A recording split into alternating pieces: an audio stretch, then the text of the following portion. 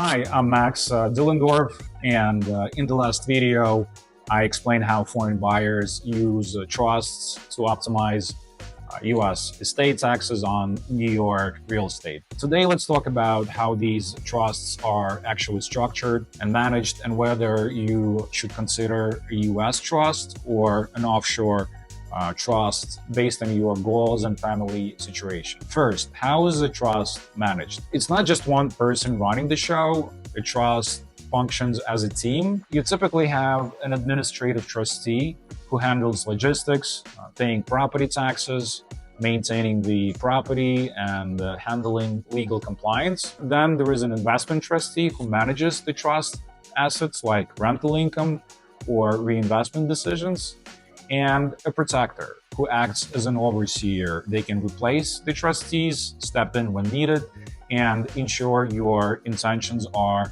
respected over time. And so this team approach creates checks and balances and helps preserve the trust's independence, something the IRS looks at very closely. Now, let's talk about where to set up the trust. If you are a foreign buyer creating a trust for US-based beneficiaries, such as your children or grandchildren living in the US, then a US domestic trust in a trust-friendly state like Nevada, Wyoming, or Delaware is usually the best choice. These states offer favorable trust laws, no state income tax, and long-term control flexibility.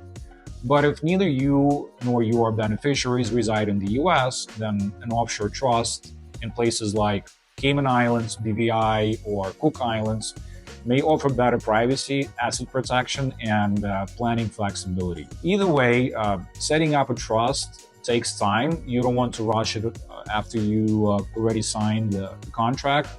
The setup process involves drafting trust documents, appointing and onboarding the trustee, opening a bank account in the name of the trust, funding the trust, typically with offshore capital, and often forming a holding company under the trust that will own the U.S.